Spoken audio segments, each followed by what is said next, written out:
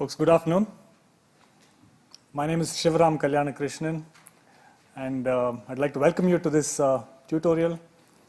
By way of introduction, I'm at the Indian Institute of Technology, Bombay, and also I think more relevantly, I'm not a born theoretician. All right, this is theoretical analysis of policy iteration. But the reason I'm doing this tutorial is until 3 years back, I probably didn't know much of the material I'm going to present today. All right, my background's in agent learning, reinforcement learning, bandits, actually getting programming agents and getting them to do things. So happened a few years back, I was actually talking to a theoretician who asked me things in a very direct, concrete way, right? They weren't happy with abstractions and intuitive things, but they wanted specific definitions. And this got me thinking, and this got me reading some papers, some of which were written in the 90s. And lo and behold, I've discovered this area of MDP planning, and more specifically, class of algorithms for solving MDP planning, which is called policy iteration, which is very intriguing, all right? Which is a very old family of algorithms, but which still has so many things about it which we don't understand very well from the theoretical standpoint. So whatever little progress and understanding I've made in the last 3 years, I thought I should share. It looks like most of the folks working on this topic are not in the mainstream AI community. There are folks in IE and OR and related branches. So that's the reason I'm here, and that's the reason actually I, for the first time in my life, crossed the equator this morning. I'm quite excited to reach out and talk to you about it. And by way of the second part of the introduction, I'm curious what the crowd constitutes. How many of you here are students? Okay, that looks like less than, or maybe just about 50%. I take it the others are non-students. At any rate, I encourage you to just be a student for the next hour and 3/4. Ask me basic questions, don't hold back. Really the sort of techniques and tools we'll be needing are discrete math, a little bit of logic, things like that. Nothing very fancy, okay? And I planned for an hour and 3/4. I probably won't even reach there, so there's enough scope for us to have a discussion even while the tutorial is on. So don't keep all your questions to the very end. All right, so what's in store? This is how I have organized. Okay, another question from me is how many of you already have some background with MDPs, Markov decision problems? Okay, that's another 50%. I don't know if it's the same 50%, but all right. So I will provide background. You really didn't have to come in knowing too much. And the first part will actually describe the problem we are attempting to solve, the problem of finding an optimal policy for an MDP, whatever that means. We'll talk about some of the established tools and techniques used over there. And then we will set our sights on policy iteration, which is one particular way of solving MDPs. So at the end of section 1, right, I'm trying to motivate the need to study policy iteration from a theoretical point of view. At the end of section 2, right, I will hope to convince you that our current understanding of policy iteration is very insufficient. All right, and that will motivate section 3, which is really the meat of analyzing the complexity of policy iteration. Section 2 will show that it is correct, right? It'll have a proof of correctness. Section 3 is like a proof of efficiency of different ways of doing policy iteration. I'll finish with a few, a summary of sorts, right? Explicitly listing down some open problems. Most of the analysis is going to be restricted to a simpler class of MDPs, MDPs with only 2 actions. I'll also spend some time at the end saying how some of these results can be generalized to multi-action MDPs. All right, and really I don't think it's going to fill up all of 2 hours, maybe an hour and 3/4. If you have questions at any point of time, please just raise your hand and ask. And you can hear me fine? All right, I can't hear you fine, so when you say yes, just say yes. Okay, the problem we are going to solve is the problem of MDP planning. Okay, an MDP is a Markov decision problem. It's a very standard abstraction of sequential decision making. So an MDP has a set of states, a set of actions. It has what's called a reward function. So when you take an action from a state, you'll get a number as a reward. All right, and that is given to you by this function R of state and action. It also has a transition probability matrix or a transition function. When you take action A from state S, you will go to a next state probabilistically, and that probability is given by T of S comma A. All right, so I'll also like show you a picture of this to make things clear. You don't have to parse all the math. So you have states, actions. When you take an action from a state, you get a reward, and you go to a next state randomly. We define something called a policy. A policy tells an agent which actions to take from which states. So formally, a policy is a mapping from states to actions. And when an agent has decided to follow a particular policy pi, this induces over time a trajectory that the agent will take. So imagine that at time 0, the agent is in state S0. It will take an action A0, which is the action specified by pi at S0. All right? At any point of time, you'll take the action specified by the policy for the corresponding state. When you do this, you'll get R0, which is given by R of S, A. This can also be stochastic, or it can be determined by S and A. And you'll go to this next state, S1, which means you're there at time step 1. The next time step, S1 will be drawn randomly according to T of S0, A0. All right, and this will repeat. From S1, you'll take A1, which is pi of S1, and keep going in this manner. Okay?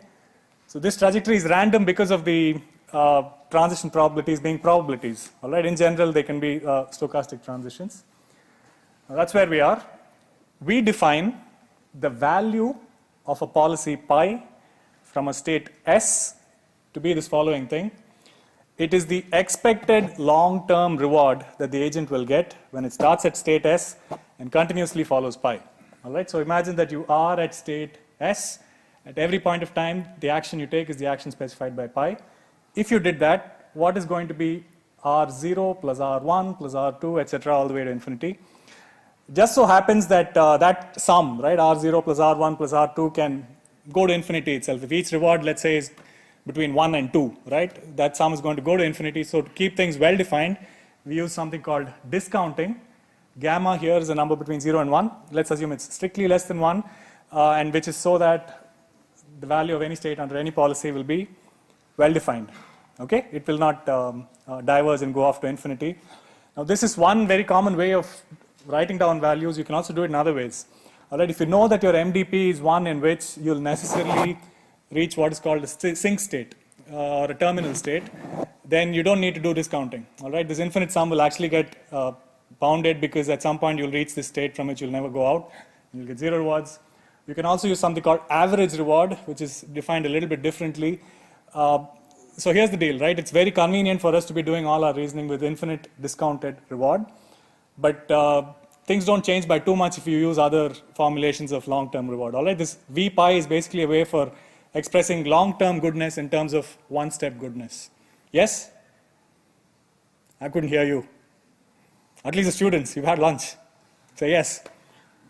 All right, so what have we said? There's an MDP, it induces trajectories, that's the value of a policy. What we're interested in finding is what is called an optimal policy. All right, so here's the problem of MDP planning. You're given an MDP, which means you're given SART and the discount factor. You include that as a part of the MDP. You want to find a policy pi star, which is such that for every state and for every possible policy, so this capital pi here is the set of all policies. All right? Pi star is such that the value of that state under pi star will be at least as good as the value of that state under any other policy pi.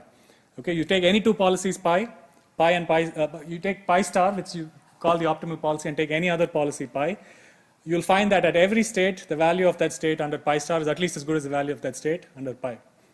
Okay? Yes? V pi is the expected return starting from that state? Yeah. Correct. Yeah. All right, good. So, well, I've said this is the problem we want to solve, right? But the first order of business is to actually say whether this is a problem is possible to solve, right? Do we know that such a policy exists, right? Given an MDP, will there be an optimal policy? So actually, as a part of this tutorial, we will prove that every MDP must have an optimal policy. Okay? It's not hard to prove, but this is like a well-founded problem. We're after something that is reasonable and capable of doing. In fact, that's what policy iteration and the other methods we consider will solve. Okay, that's a lot of text. You can, okay, so before I move to the next slide, given this is a theory talk, keep in your mind that when we say the number n, right, we are going to use that to denote the number of states in our state space. So let's assume the number of states and the number of actions are both finite. So the number of states is n and the number of actions is k. And as I hinted a while back, we will particularly consider the case of k equal to 2, all right, for some part of the analysis. So k equal to 2 is like the simplest setting where you have to do non-trivial decision making, right? If you have only one action, there's really no choice. As soon as you have two actions that you can take from a state, you have to decide which one to take. Of course, that holds when you have 3, 4, and 5, but 2 is the simplest and is hard enough, as we will see. All right, so this is a picture of an MDP with 4 states, S1, S2, S3, S4. It's got 2 actions. It's got a red action and a blue action, which you can take from each of the states. So what does this mean? When you take action red from S1, this notation means that with probability 0.2, you remain in S1 and you get a reward of 0. With the remaining probability, which is 0.8, you go to S2 and get a reward of 1. Okay, and the same holds for the blue action and the same holds for all the other states as well. So to fully specify this MDP, we have to draw the picture like this and we have to specify what the discount factor is. So now let me ask you, this particular MDP, how many policies does it have?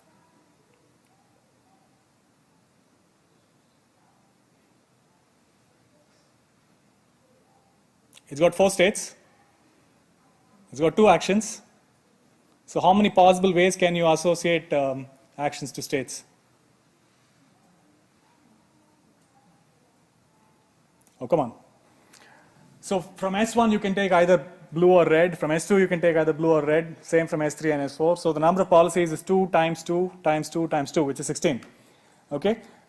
You can see, and we will show more formally, that in fact one of these 16 policies will be such that it dominates the value functions of all the other policies. All right? So in general, if you have an MDP with n states and k actions, how many policies will you have?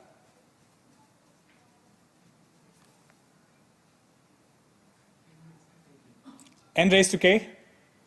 You'll have k raised to n. All right? It's k times k times k n times, not the other way around. All right? K is the number of actions. Okay, good. All right, so there are also other questions that normally crop up. I mean, I also teach a course on this in class, and the questions are, should policies be deterministic, right? The way I've set it up right now, policies are mapping from states to actions. In general, a policy could be randomized itself, right? It could be a mapping from states to probability distributions over actions. It doesn't have to be a Markovian policy. It doesn't have to be mapping from states in the first place. It could be a mapping from histories of states to actions. But what we will consider here are deterministic, Markovian, and stationary policies. Okay, that stationary means they won't change over time either. All right. Okay, so here's the MDP. Now, how do we come to terms with it, right? Let's look at some of the tools we need to set up in order to find this optimal policy for an MDP. So the first tool is this. All right, suppose we are given a policy pi. All right. Remember that we described that the expected long-term reward starting from there is what we're calling the value of that policy for that particular state. All right. So you can define this for every state, and V pi is called the value function of pi. Okay. It will give you one number for every possible state. It turns out that this same thing can be written down recursively. All right. You can do something with this expectation and show without too much fuss that in fact V pi of s can be written down like this, where you have V pi of s for all the other states occurring on the right-hand side. Okay? So this bunch of equations is called Bellman's equations. Bellman worked on this in the 50s and 60s, did much of the pioneering work. So V pi of s is the reward function plus gamma times something with the transition function times V pi of s. All right? It has that nice recurrence. This is also one of the reasons, by the way, it's nice to use the infinite discounted model. All right? You get the nice recursion. So what does this mean? This means if you're given pi, can you find V pi? Yes? How do you get it? You solve a set of n linear equations in n unknowns. All right? N is the number of states. You have one variable for each state. These are linear equations. Go ahead and solve it. What you can also do is solve for something called the action value function, which is basically like the value function with one minor twist. Okay? Q pi of SA is the action value function of pi. Starting from S, imagine what would happen if you took action A exactly once. All right? The first time you take action A, thereafter you follow pi. All right? It's basically just like following pi, except the very first time step you took A, which need not be the same as the action taken by pi. Okay? The expected long-term reward of doing that is given by Q pi of S comma A. It's not very hard to see that once you have solved for V pi of S, or V pi in general, one extra linear transformation takes you to Q pi. Okay? So given a policy, calculating V pi and Q pi is a matter of solving linear equations essentially. All right? And just to do a sanity check, notice that V pi of S, right, is the same as Q pi of S and pi of S. Pi of S is the action taken by pi anyway, right? So if you took that at the first time step and followed pi, it amounts to doing the same thing. All right, so that's V pi and that's Q pi. As we just mentioned, these are Bellman's equations, which are n linear equations and n unknowns. So what's the upshot of this slide? The upshot is that given an MDP and given a fixed policy pi, we can solve Bellman's equations to get ourselves V pi and Q pi. All right, and you can do this. What's the complexity of solving linear equations, n linear equations? Is it exponential in n? N linear equations and n unknowns. How many operations do you need?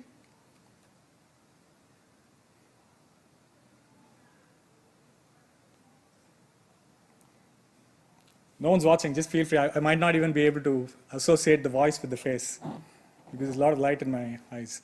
Oh, come on.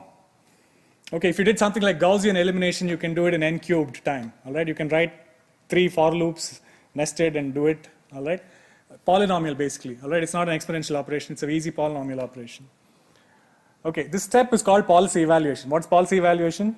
Given a policy, finding out its value function and maybe its action value function. It's called policy evaluation. Is that the problem we want to solve? Well, that's not the problem we want to solve. We want to find an optimal policy. All right, what this tells us is if you're given a policy, you can find out its value function. But how then might we use this to find an optimal policy? As you see, we will be able to do that. But before we get there, let's actually consider what it takes to solve an optimal policy. Just like there were Bellman's equations for a given policy pi, there's something called Bellman's optimality equations, solving which will directly give us an optimal policy. How does it happen? So Bellman's optimality equations has as its variables the value function, right? The individual values of an optimal policy. All right. If there's an optimal policy pi star, its value function V star is the solution of this set of n equations, which of course it turns out are nonlinear equations. All right. This looks exactly like Bellman's equations, except that there is a max over all possible actions, which makes it therefore not so easy to solve. Nevertheless, if you somehow solve it, right, what you have is V star, which is the value function of every optimal policy. All right. So this is a well-known result. These are Bellman's optimality equations. And similarly, if you solve for V star, you have V star. It's not a big deal getting Q star. Okay, Q star is the optimal action value function. You can get that by doing a linear transform to V star. And how might we get then the optimal policy itself? The optimal policy is that policy which acts greedily with respect to Q star. So if you have the optimal action value function, if you're in a particular state, see which action maximizes Q star of that state. All right, one action will, or there might be multiple ones. You can break ties any way you want, but any of those actions will in fact be an optimal action. Okay, so if we can somehow solve for V star, if we can solve Bellman's optimality equations, then we can get Q star and therefore pi star. So let me jog your brains a little bit. What if we had to go in the other direction? Suppose we had pi star, how would you get V star and Q star?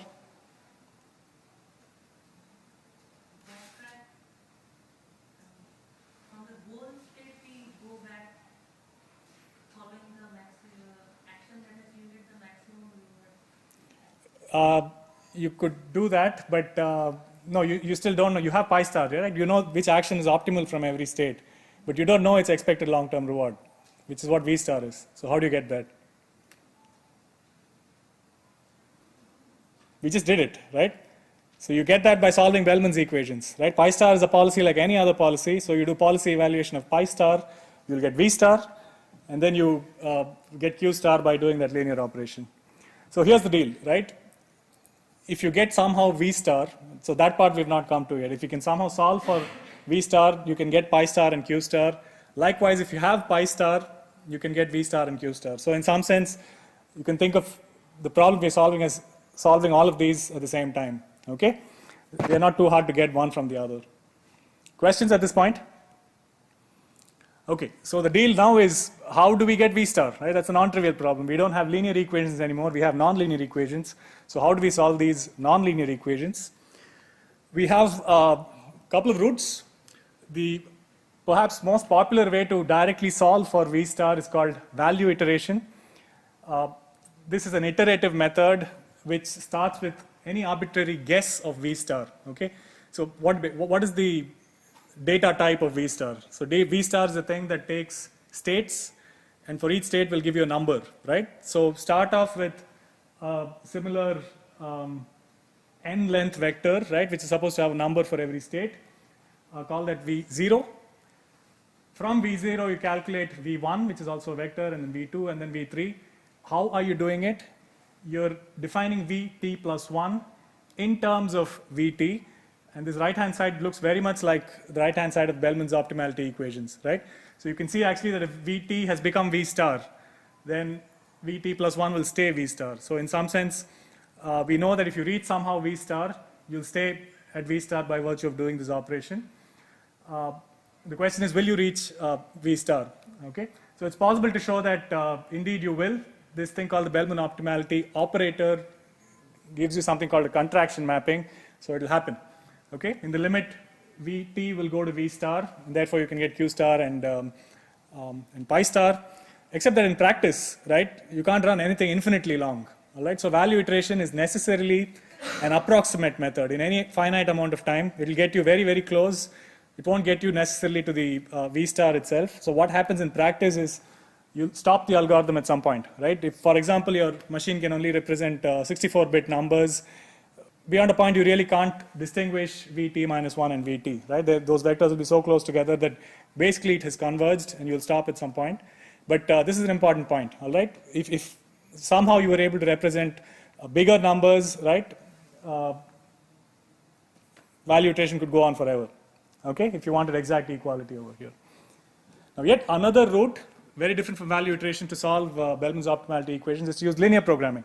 So linear programming is a larger class of problems than MDP planning, but it so happens that given an instance of an MDP planning problem, you can pose it as an instance of a linear programming problem and use existing software to solve the linear program. So particularly one way of formulating is to say, is to set up one variable for each of our states and to minimize the sum of those variables subject to these constraints, which look very much like something coming from Bellman's optimality equation. You can see that there's a greater than equal to. So it's called linear programming because the objective function is linear, and so are the constraints. All right. So this particular way of formulating it means we have n variables, the number of states, and n times k constraints, one constraint for each state and each action. Okay. And this you can solve. There are multiple ways to solve linear programs. You can use a simplex algorithm. You can use something called the interior point method. So you can think of linear programming as a black box. If somehow linear programming solves this correctly, so what you'll have at the end of the day is V star, from which you can get your Q star and pi star. Okay, so why have I told you all this by way of preamble? We were supposed to talk about policy iteration. We haven't really done there yet for the following reason. What we're interested in something called a strong running time bound, okay? So what is a strong bound? So first of all, let us make explicit what we're assuming of our computational model. So imagine that you have a computer that can represent numbers with arbitrary precision. This is sometimes called infinite precision arithmetic, sometimes called the real RAM model. So imagine a machine in which you can store square root of 2 exactly, and you can store the pith root of e, right, exactly, and you can add these in constant time, you can multiply these in constant time, you can do arithmetic operations in constant time. In practice, of course, you'll have 64 bits, you won't have an infinite number of bits, but this is a theoretical model, all right? Imagine actually you had that ability to perform order 1 arithmetic operations on infinite, basically on real numbers, and also store the answer with infinite precision, okay? That's the model we assume. As I hinted to you last slide, even if you did that, you will not reach the exact answer if you're doing value iteration, which is an approximate method. So in particular, in order for value iteration to converge up to machine precision, right? So imagine that machine precision is encapsulated in this parameter b. which can be thought of as the number of bits that you can use for representing numbers, right? So you'll have to represent things like the transition probabilities of your MDP, the rewards themselves, right?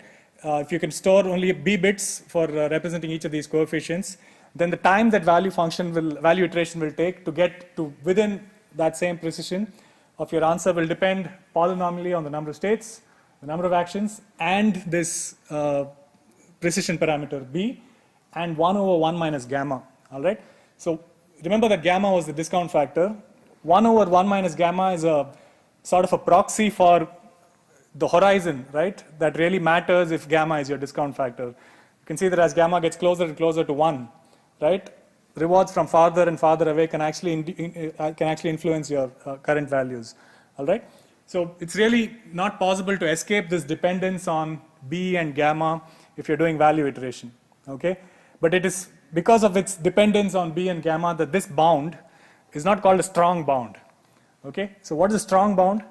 A strong bound is one that depends solely on the number of states n and the number of actions k, okay? If you can give a function in terms of just n and k, right, of the running time to solve the optimal for the optimal policy of an MDP, right, you'll be furnishing a strong bound. Value iteration will get you arbitrarily close to the optimal policy, but will not give you a strong bound. What we are in pursuit of is a strong bound, okay? And from what we've done so far, actually, it's not within our, it's not out of our reach, right? We've already seen something to allow us to get a strong bound. So let me ask you this question. Is there a strong upper bound on the complexity of policy evaluation, all right? Not MDP planning, but policy evaluation. Remember what policy evaluation was. It was solving a system of n linear equations, right? Can you do that in time that is only proportional to the number of states and actions? Yes, by all means, right? All you're doing is Gaussian elimination. You'll have to read in the MDP, and you'll have to do this for loop maybe. So you can certainly do it in time that is order n squared k. N squared k is the size of your transition matrix, plus n cubed, which is essentially polynomial in n. You can in fact do slightly better than n cubed if you wanted, okay? But remember, we're assuming that V pi is being solved for exactly, and that's happening because we have infinite precision arithmetic, all right? Okay, so we have access to infinite precision arithmetic. In polynomial time, you can exactly solve for V pi. Does this now give you an idea for solving for the optimal policy itself and getting a strong bound for doing so? So remember what I told you. I told you amongst all those policies in an MDP, there must be one that is an optimal policy, right? So what we know now is you can give a strong bound for policy evaluation. So how will you somehow reuse this and get a strong bound for MDP planning itself?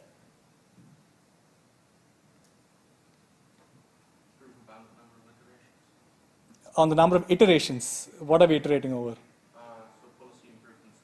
Okay, so that's policy iteration. We haven't gotten there yet. We'll do that next.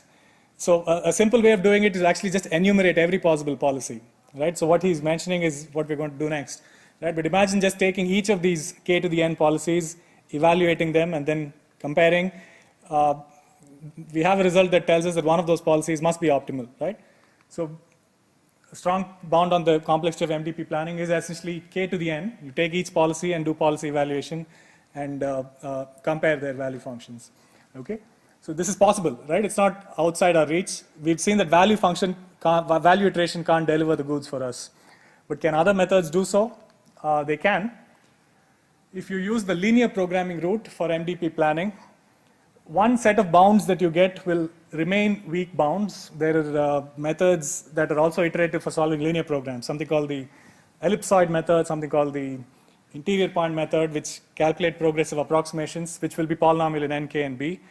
But methods such as simplex, which is a qualitatively different idea, right? It jumps vertices in a polytope, will actually give you strong bounds. It evaluates a vertex in time that is polynomial in the number of constraints and variables, which in this case was both polynomial in n and k, right? N and nk.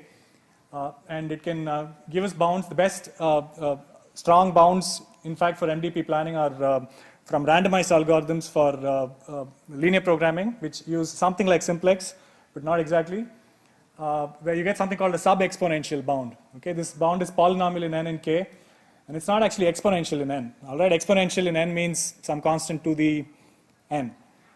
What we have here is some constant to the something that is little o of n, right? It's something like square root of n.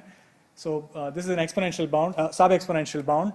And you get this by going through the linear programming route. And let me register right now that this is indeed the tightest strong bound known to date for solving MDPs. All right, we didn't really directly use MDPs yet. We've gone the linear programming route, but it remains that the tightest strong bounds for linear programming are the ones that give us the tightest strong bounds for MDP planning. That is, of course, a randomized algorithm in expectation. In terms of deterministic algorithms, I believe this is the best bound we have to date. This is exponential, all right, in n, but it is not k to the n, which is what we had over here. It is something a little smaller.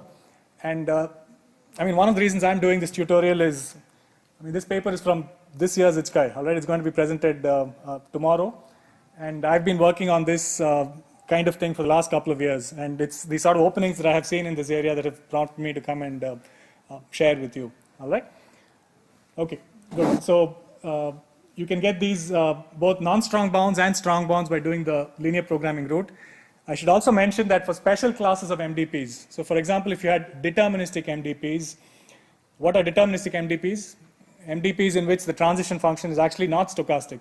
When you take an action from a state, you'll deterministically go to a particular state, all right? So the transition probabilities, if you write them down, will be all zeros and ones. For such MDPs, you can actually get strongly polynomial bounds.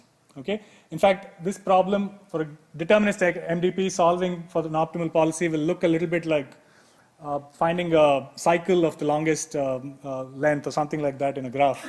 Okay? And that you can do in properly polynomial time. It is only the general case that remains elusive. All right, good. So now we've really set the stage for policy iteration. What's the point of doing policy iteration now? Policy iteration is this class of methods which we are going to talk about the rest of the tutorial, all right?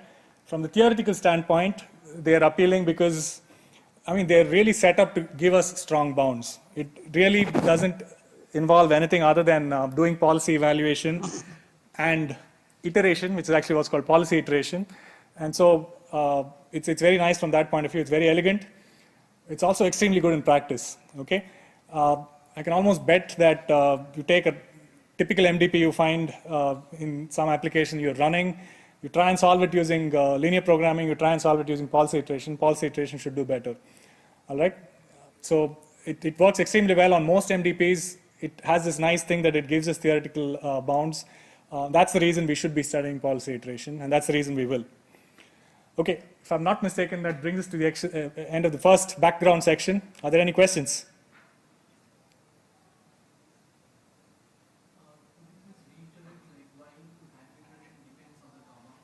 Right. So what is value iteration? Value iteration is, okay, so the question was, why does value iteration have this dependence on gamma? Oops, sorry. Okay, you see what's happening is, you have an iterated time t, and based on that, you're computing your iterate at the next time step. Right? Vt plus 1 is max of this something plus Vt. Now, therefore, Vt certainly should matter for Vt plus 1, right? And similarly, Vt minus 1, which gave you Vt, should also matter for Vt plus 1, Vt minus 2, Vt minus 3. How long back do you really have to go for those values to matter over here, given that you have b bits of precision? Right? It can't be infinity, because beyond a point, infinity won't contribute to a finite b bits, right? So that length really turns out to be 1 over 1 minus gamma. So sometimes you can define values not in terms of infinite discounting, but actually in terms of a finite horizon. If, for example, you say my reward is, my long-term reward, my values are R1 plus R2 plus R3 till R100, right? And call 100 your horizon, then that 100 is what will show up in this bound, right? The proxy for that 100 is this discount factor, which is doing it geometrically rather than in this sort of step function manner.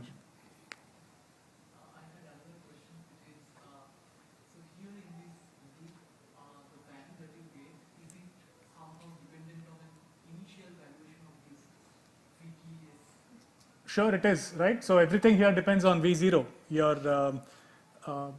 initialization. Certainly the initialization matters, but proof is that regardless of where you initialize, at infinity you will reach V star. At any finite amount of time, right, you'll certainly have some bias that comes from where you started, right? You'll be close to where you started. But if you go long enough, regardless of where you start, there's a fixed point, and that will be V star. Good. Yeah. On your last slide that you showed, you said that it would be fast for typical applications. What exactly do you mean by that? What I mean by that is if you're working with an MDP, right? Somebody gives you a class project, and you have these transition probabilities and rewards. I'm pretty sure policy iteration will end in 3 iterations or 4 iterations. You'll have to work really hard in a sort of adversarial way to set up an MDP on which policy iteration takes a long time. But more like a real world problem, like a scheduling problem or something that you fall into that category? I think so, yes.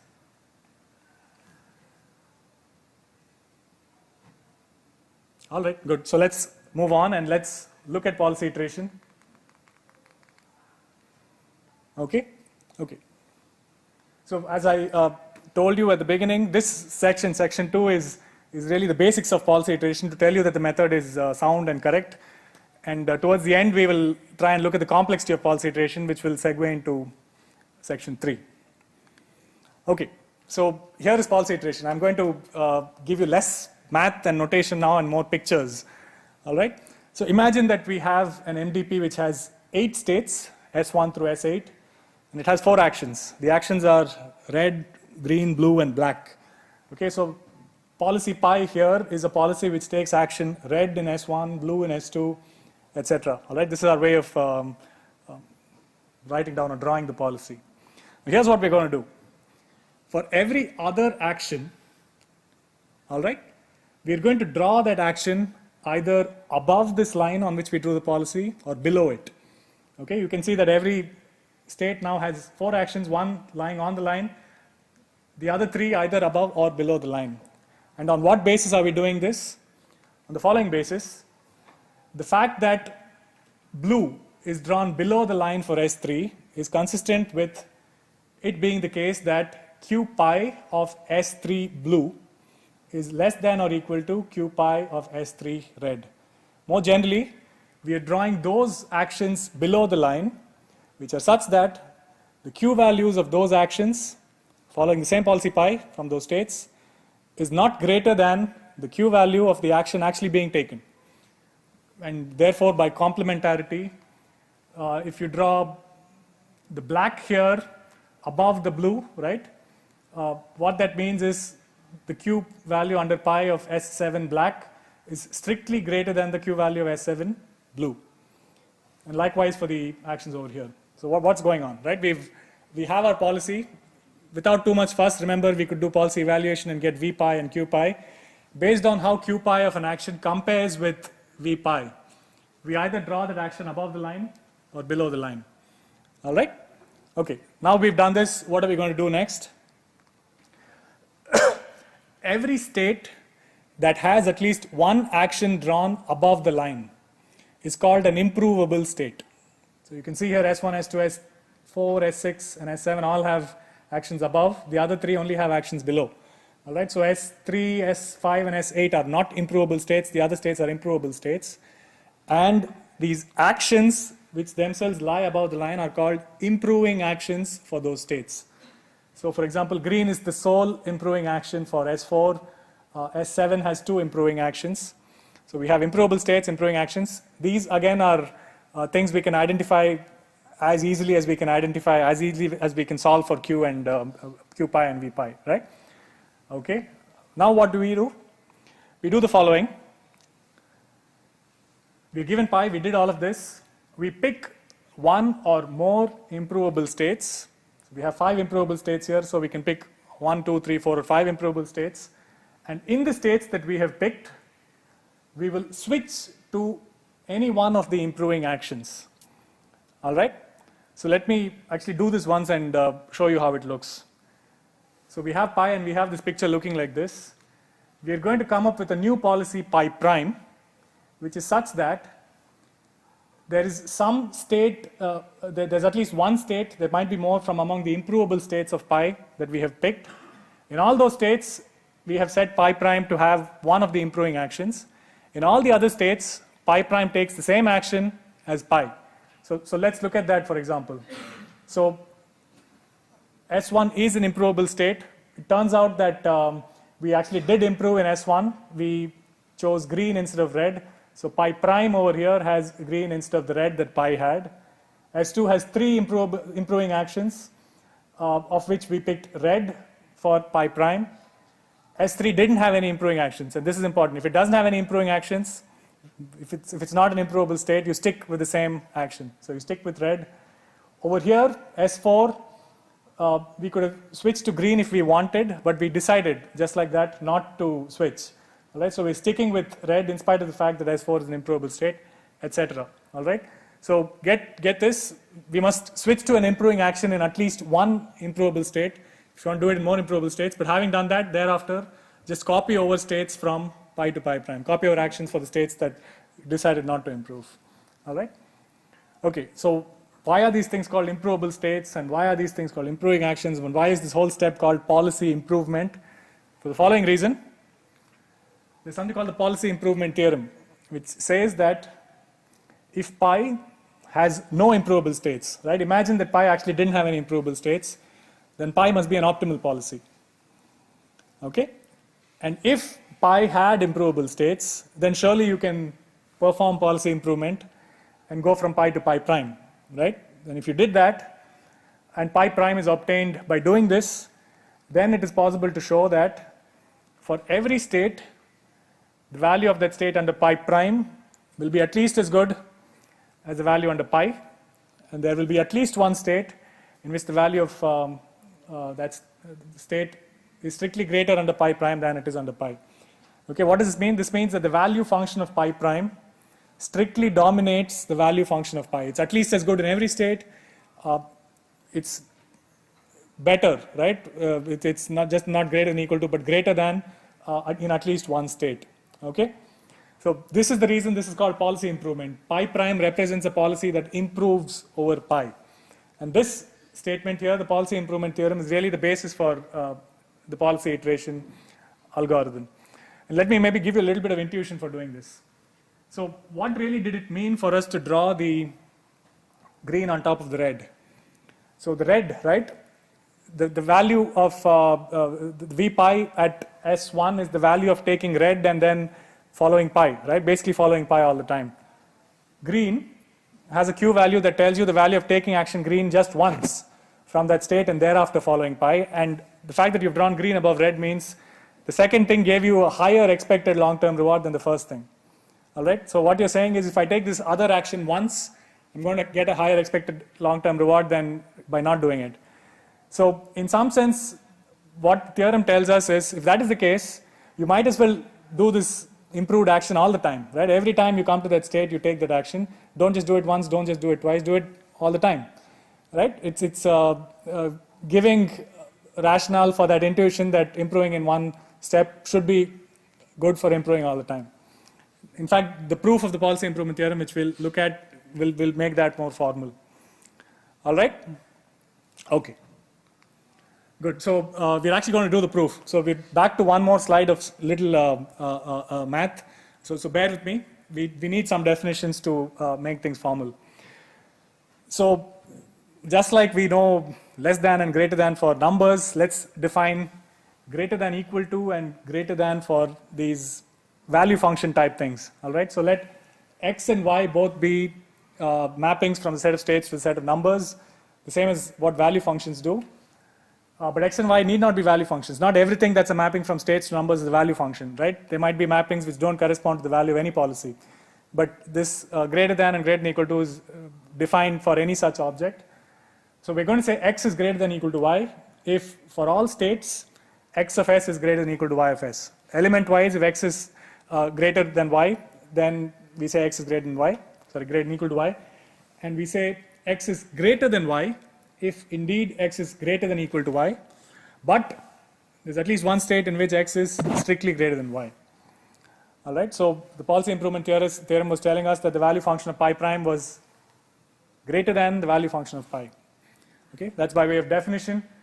Given two policies, pi 1 and pi 2, we're basically going to say the same thing. Pi1 is greater than or equal to pi2 if its value function is greater than or equal to the value function of pi2. And pi1 is greater than pi2 if v pi1 is greater than v pi2. I'm not going to also define less than and less than equal to, but you can think of it as just the opposite of what we're defining here. Okay. We're going to define this thing called the Bellman operator, not Bellman's equations, not Bellman's optimality equations, but Bellman's operator. What's the Bellman operator? The Bellman operator is like a function that takes as an input something that looks like a value function and also gives as an output something that gives like something that looks like a value function. Okay, more specifically, if you're given x, all right, Bellman operator on x will give you a y, where y of s is defined to be r plus gamma times t something x of s. All right, so you can see that the input to the Bellman function x is indeed used here. Normally we'll use something like the value function over here. If you're looking at Bellman's equations or optimality equations, there'll be a v pi or v star or something like that over here, right? But this Bellman operator is defined for any arbitrary x, okay? And Bellman operator is defined for a fixed policy pi, which is why we call it b pi. You can see that the action specified is the action taken by pi from the particular state. Okay. Is the Bellman operator linear operator or a non-linear operator?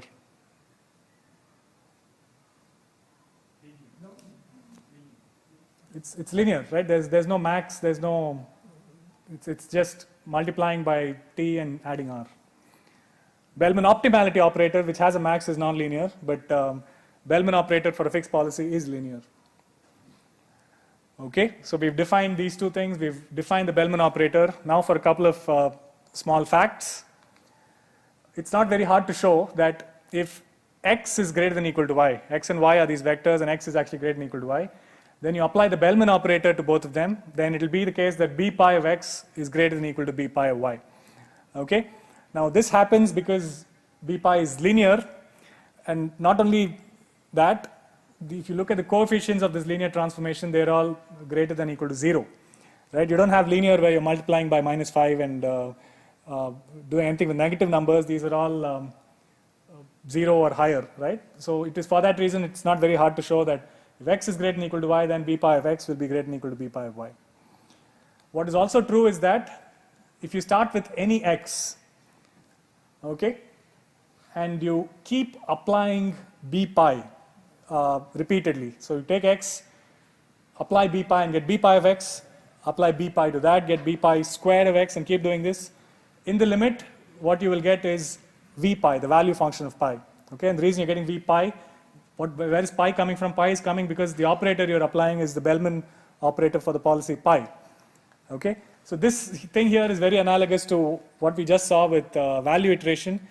Value iteration tells us that if you keep applying the Bellman optimality operator, which we didn't define, that will have a max. If you keep applying b star, you'll eventually go to v star, but if you keep applying b pi, you'll eventually get to v pi. Yes? No? Maybe? Very well. So this is really all we need in terms of the nuts and bolts. Okay, we've seen enough really now to prove the policy improvement theorem. Just one minor, this is not really a result, it's just a matter of writing things down clearly.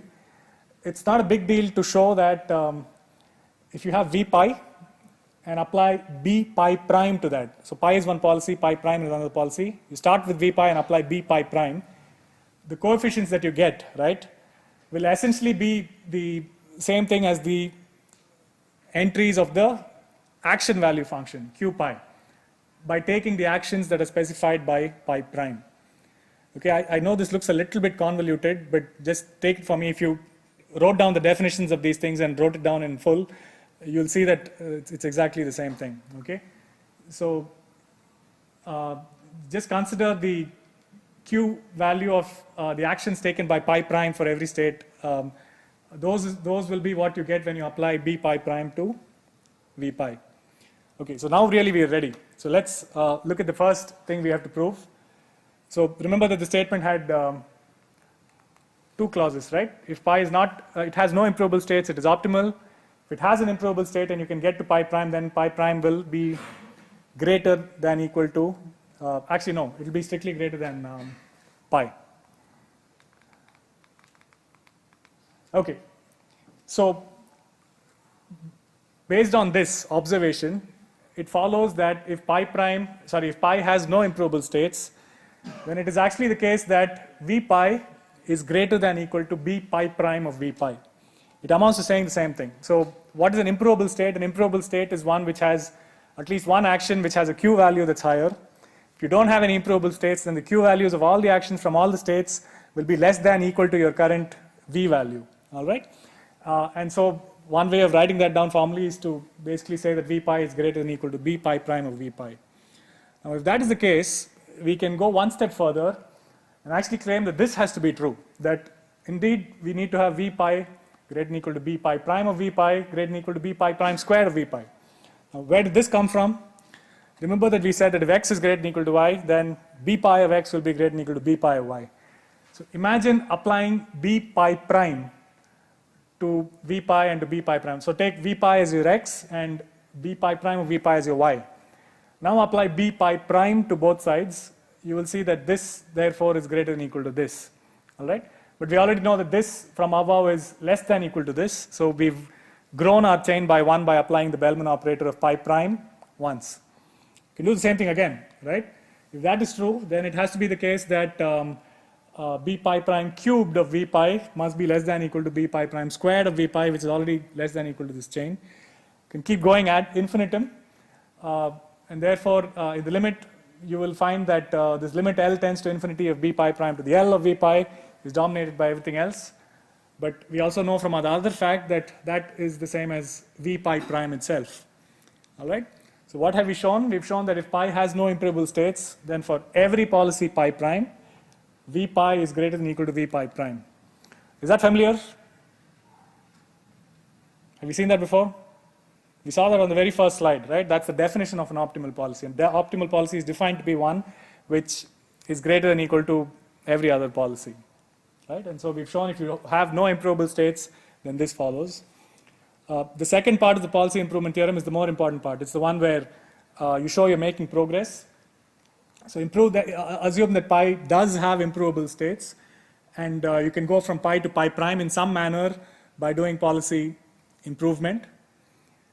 So what this means is that b pi prime of v pi is strictly greater than v pi. This is the same thing as saying there's at least one q value which is strictly greater than the current v value. All right, that's how we did the policy improvement.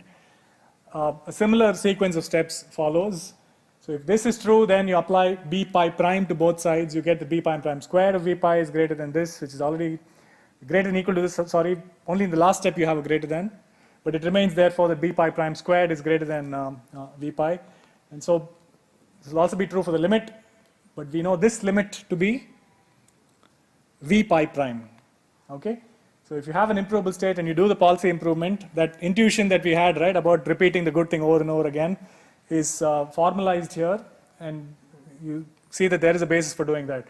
If you do that, then v pi prime will be strictly greater than v pi. Okay? So by the way, does this mean every MDP will have an optimal policy? Well, if the policy is not optimal, it has to have an improbable state. Right? And if it has an improbable state, you can do policy improvement and get to a better policy. You can keep doing that. And can you keep doing that forever?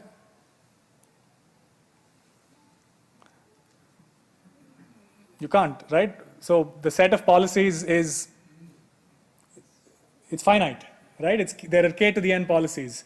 And by going from pi to pi prime by doing policy improvement, you're guaranteed never to cycle, right? You can't come from pi to pi because you're only going to dominating policies. So therefore, if you keep doing this iteratively, you're bound to hit an optimal policy at some point. Okay? So in some sense, this doubles up as a proof that an MDP will have an optimal policy. Yes? So what is the physical interpretation of applying the v pi prime multiple times? So I understand that if I apply once, I think it like intuitively it seems like I'm changing from pi to pi prime. But now when I'm applying it multiple times, like v pi prime squared and so on. So the meaning is, the intuition is if you're applying it 5 times, it means for the first 5 time step of your life, right? You're following pi prime, and then you're following pi. That's what it means. So what we're saying is if it helps to follow pi prime once and then follow pi, it should also help to follow it twice and then follow pi, 3 times and follow pi, and therefore infinite times and follow pi.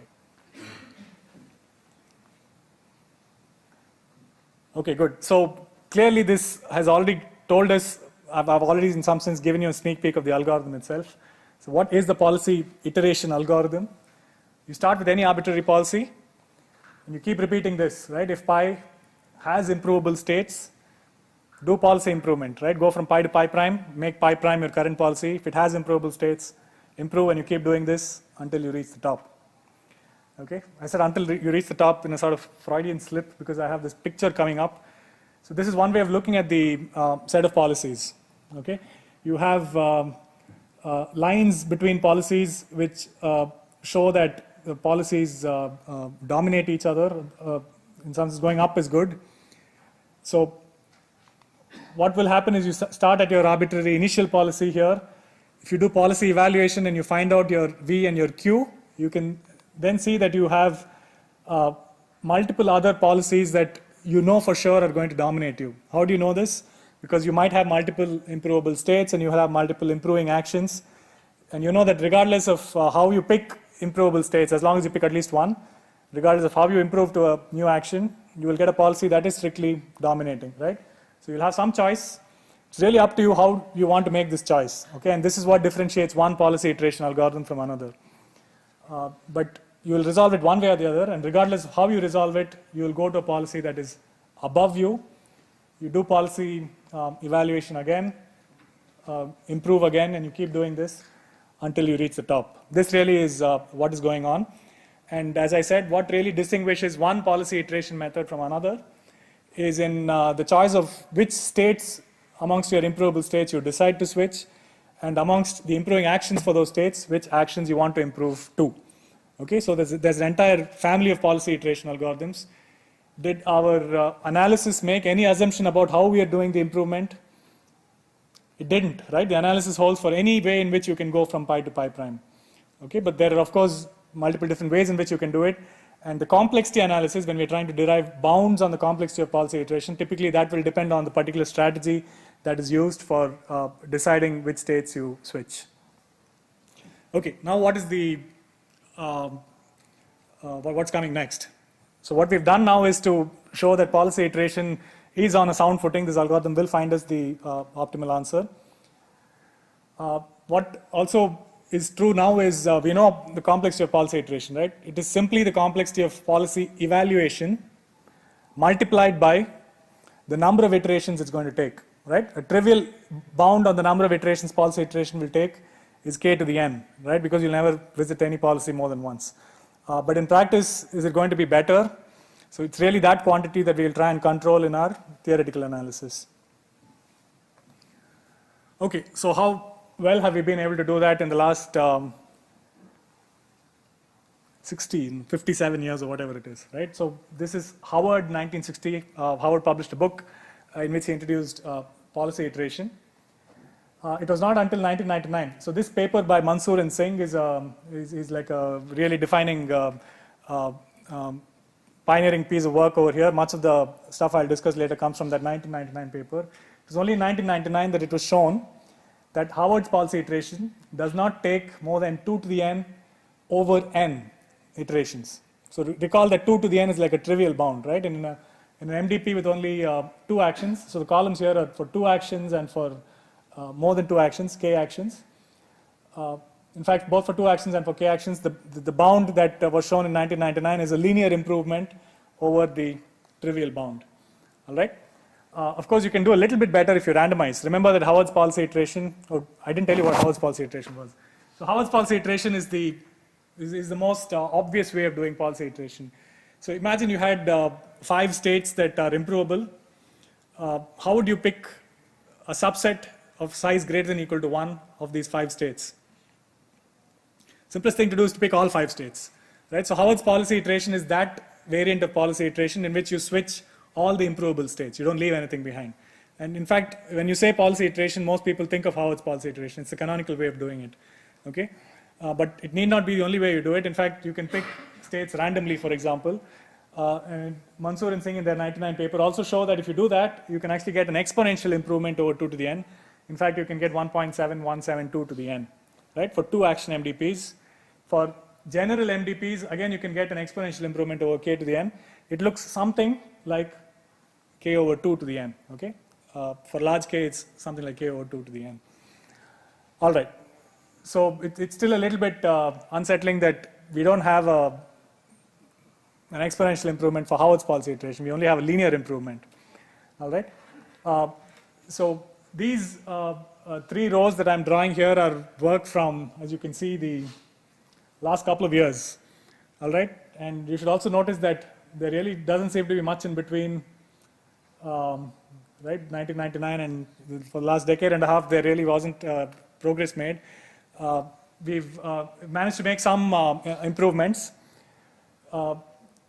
We introduce yet another variant of policy iteration called batch switching policy iteration. This is actually from last year's IJCAI, for which we're able to show a better bound, right, than either 2 to the n or 1.71 to the n. It is a deterministic algorithm for which we're able to show 1.64 something to the n. We've also been able to get results for general k. We have a randomized algorithm that actually drives it all the way down to order log k to the n.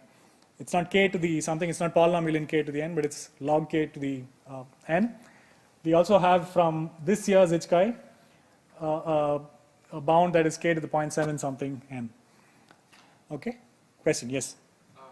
So why does that bound for general k, why do you do something for 2k, or is it just not better for 2k than for general? This one? Yeah. The question is, why does this not hold for 2? Well, it does, right? But if you write this down with k equal to 2, you'll get 2 to the n basically, right? 2 plus log of 1. Log of 1 is 0. I mean, the bound holds, but it's not really, it really is meaningful for k greater than 2, right? Yes? In practice, policy iteration converges faster than that. So are there instances of MDPs, growing MDPs, for which the number of steps of policy iteration actually goes exponential? Yes, and that's exactly the question to be asking at the right time. That's what I have next. Okay?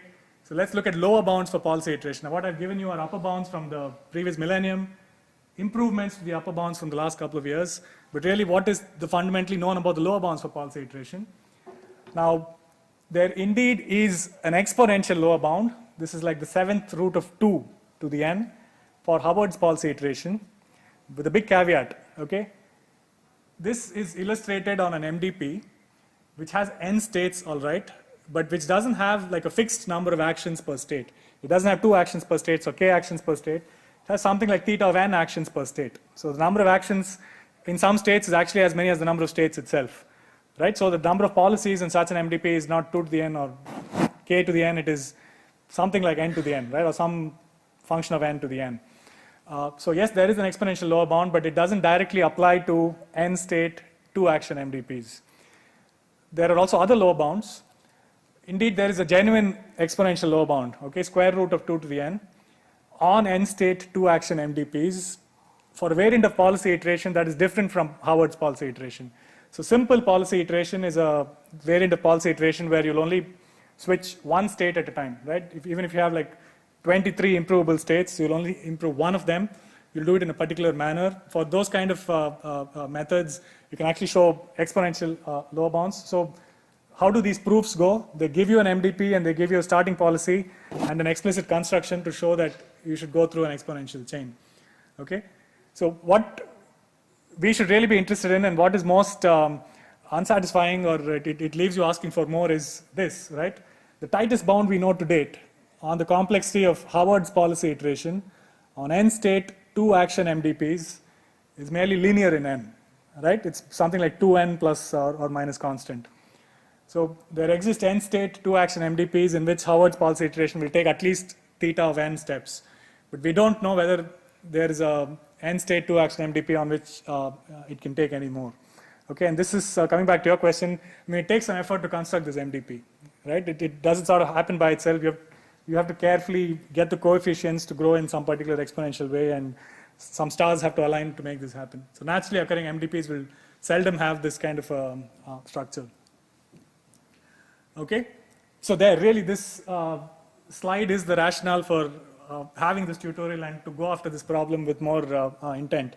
Right, look at the gap between the upper bounds and the lower bound. The upper bounds, so by the way, this bound here from 1999 remains the tightest for Howard's policy iteration.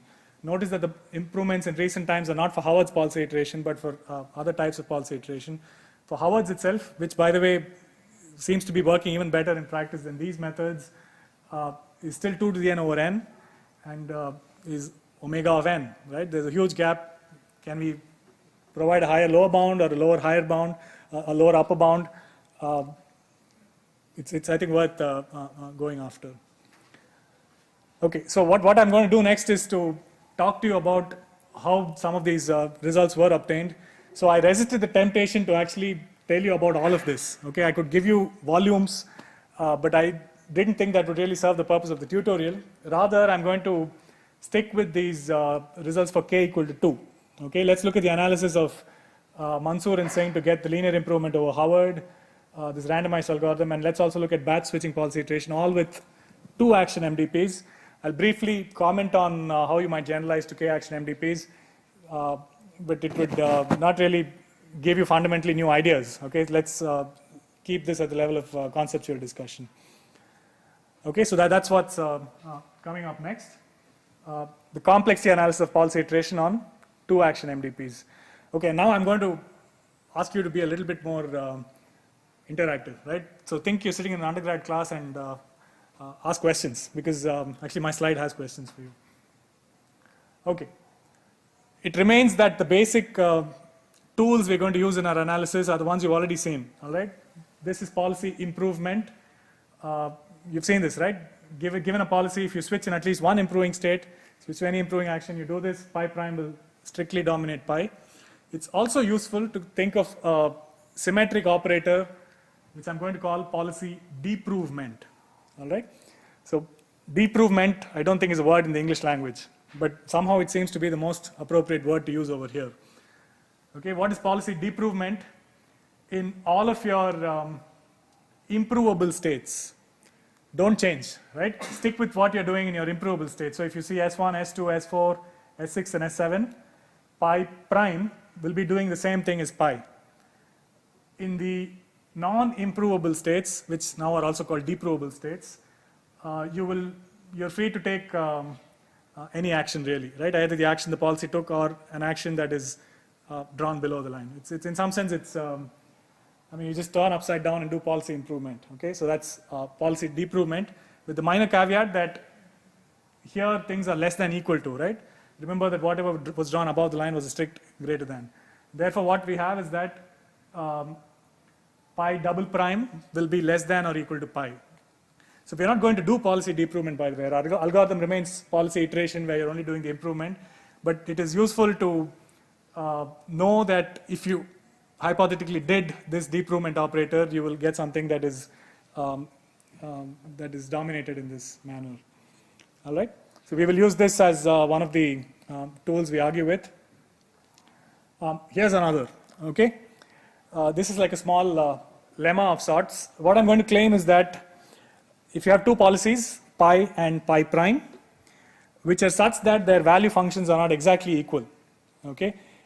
Maybe in some state they are different, or in multiple states the values are different. If pi and pi prime are in this manner, then it cannot be that pi and pi prime have the same set of improvable states. It means if the value functions are not the same, there must be their set of improvable states must be different. So let's examine this by drawing a picture. What I'm saying basically is that this is not possible. Okay, so think of these 2 different policies. Now, what does it mean to write down a policy like this? We are in an 8-state MDP in which you have 2 actions, 0 and 1. If the action is drawn inside a red box like this, it means it's an improvable state and an improving action. Okay, and given that it's a 2-state MDP, 2-action MDP, the only improving action will be, for this state it will be a 0, for this state it will be a 1, etc. All right.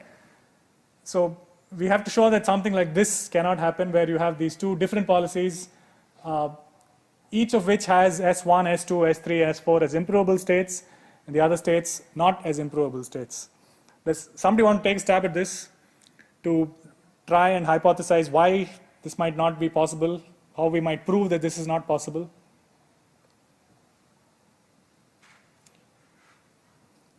So really, we don't have to use anything other than the policy improvement operator, all right? And I'll do it in 2 steps. So consider this policy here, which I've just drawn here. Will you agree with me that by the policy improvement theorem, this policy must strictly dominate this policy? Yes? So why is that? Because in the non-improvable states, I didn't do any change. I just carried them over.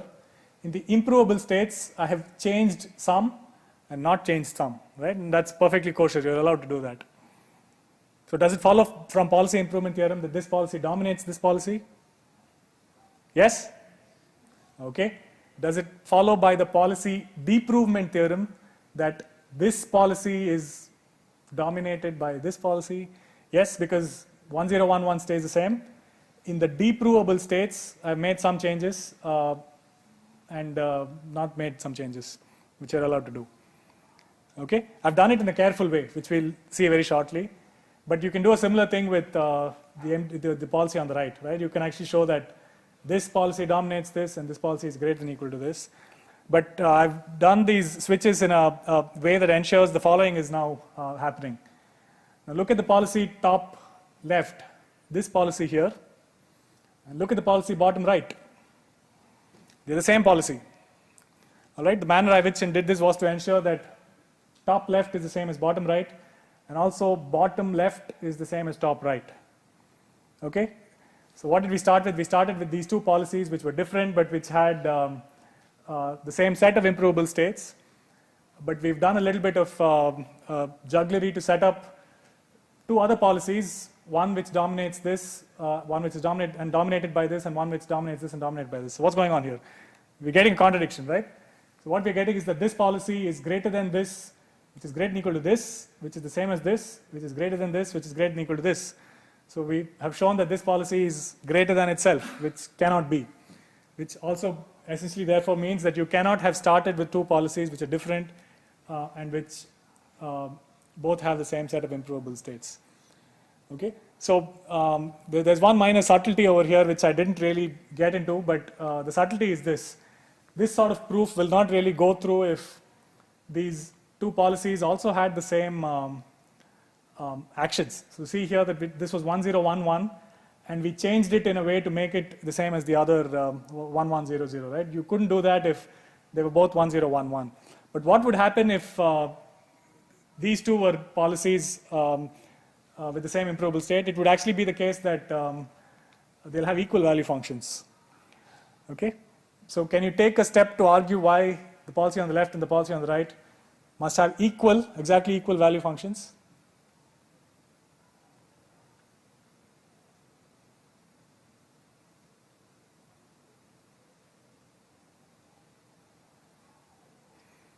So remember, we don't have to look beyond policy improvement and policy deprovement.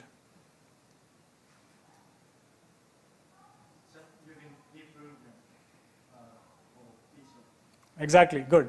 So by the policy deprovement theorem, if you keep these as it is, as they are, and then switch to 1101 over here, we find that this policy is greater than or equal to this policy. And likewise, you do the same thing to this policy, you'll find that this is greater than or equal to this. So one policy is greater than or equal to the other policy is greater than or equal to this, which means they have equal value functions, right? Which is anyway covered in our lemma. So either you have equal value functions. If you don't have equal value functions, then you can't have the same set of improvable states. All right? Okay, so we started out with our analysis section, and we've said 2 things. One is this. One is that you can't have non-equal value function policies having the same improvable set of improvable states. The other thing we introduced was policy deprovement, right, as a sort of symmetric thing to policy improvement. Now we really have all we need to look at this proof for Howard's policy iteration. So this analysis is due to Mansoor and Singh's 1999 paper. What is the algorithm? You switch actions in every improvable state. Don't leave any improvable state unswitched. If you have 5 improvable states, switch to improving actions in all of them. In 2 action MDPs, there's actually no choice of which action you will improve to, right? If you're following a 0 and you have an improving action, it has to be 1. There's no choice, okay? So you really don't have to worry about that when you're looking at 2 action MDPs. So let's go with this algorithm, which is Howard's policy iteration.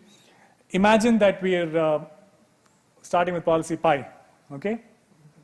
For simplicity, we've called the all zeros policy. And this policy happens to have 5 improvable states. Okay, the last 5 states are all improvable, the other ones are not. If you apply Howard's policy iteration now, to which policy will you go? How will it look?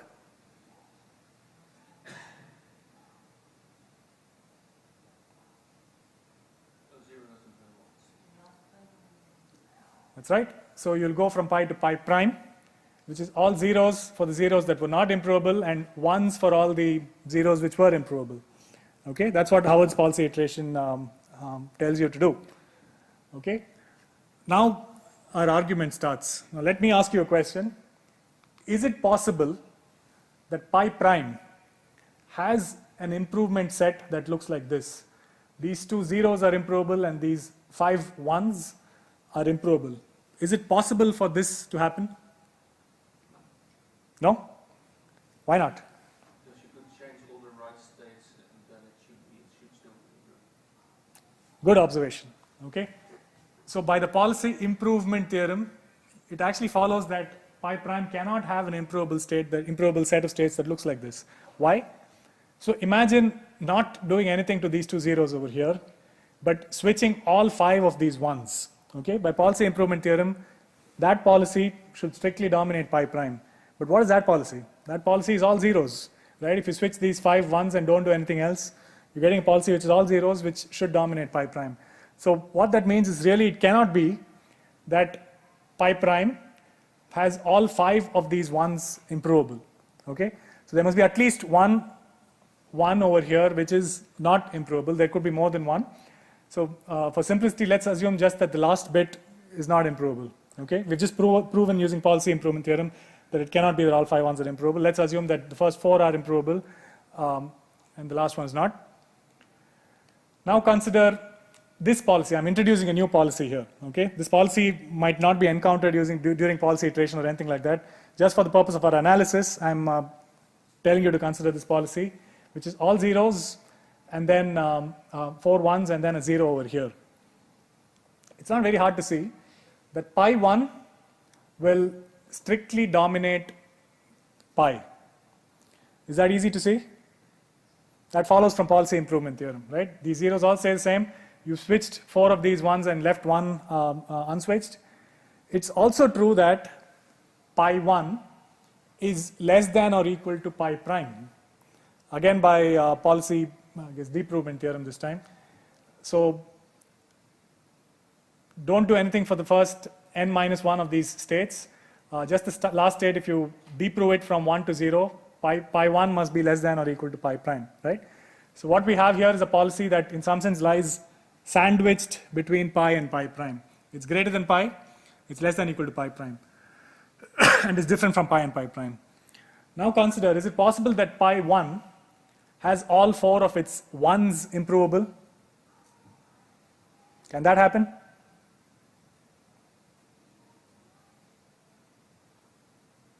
So we've just said that pi 1 dominates pi, right? So what would happen if all 4 ones of pi prime were improvable? It would happen same way, right? Like by policy improvement theorem, that you'll get to a policy which is the same as pi, which dominates pi 1. So it cannot be just like what we said last time, that pi 1 has all 4 of its ones improvable. So only 3 of them will be improvable, or 2 or 1. And therefore there'll be another policy pi 2 which has only 3 ones, which also lies sandwiched between pi prime and pi, right? And you can do this again and again. And so more generally, if pi has m improvable states and you by applying Howard's PI, go from pi to pi prime. Then by this kind of a construction, essentially what you're saying is there must exist some M policies. M is the same as the number of improbable states, pi prime, or rather pi double prime, which lie sandwiched between pi and pi prime. Okay, it's important that they're sandwiched. Okay, that they all dominate pi, but they're not dominating pi prime. Okay, so this now gives us a basis for coming up with a better bound for Howard's policy iteration itself. All right, and we do it in this manner. We do it in the sense, the 1999 paper does it in this manner. We fix, yeah. Sorry, can you just go back? But why do they need to exist? I don't see it yet. But because the top state doesn't have to have these 4 improvable ones. I mean, Yeah, sure, it doesn't. Improvable, then there are no policies descendants, right? That's right, you're right. So this is not like foolproof, right? If I have to do the entire thing, I'll have to consider cases, and this is one illustration that gives you like one part of the intuition.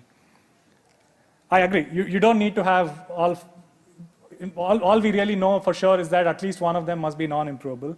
I agree that all 5 can be non-improbable. You'll have to then prove it in a slightly different way. You can still prove it. This statement still holds.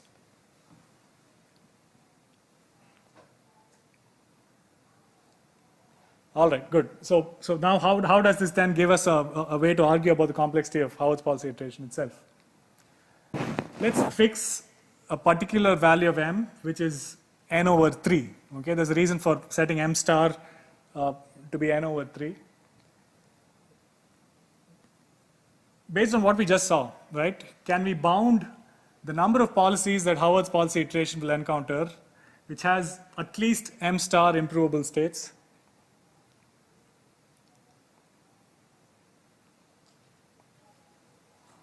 So every time you encounter a policy that has at least M star improvable states, by the previous slide, there are M star other policies which you couldn't have visited before, right, because they all dominate your current policy, and which you also won't visit again because they're dominated by the policy to which you improve, right? So in some sense, you're eliminating M star policies when you're visiting a policy like this, which has at least M star improvable states, right? So just by I don't know, common reasoning or something like that, you can show that therefore the number of such policies, right, which have M star or more improvable states that you can visit has to be not more than 2 to the n divided by M star, right, where 2 to the n is the total number of policies. So imagine that every time you see a policy like this, there are M star other policies which you have to sort of eliminate. You can't see more than 2 to the n over M star because then you'll be short of policies that you can eliminate. Okay, so the number of such policies with M star or more improvable states you will see is at most 2 to the n divided by M star. Remember that M star is n over 3. How many policies, so what's left, right? What we also have to account for is policies which have fewer than M star improvable states. Okay, now the deal with fewer than M star improvable states is they don't really give us the same amount of progress, right? You'll encounter policies with 1 improvable states and 2 improvable states that don't really improve something as a function of n, right? So we can argue in a different way.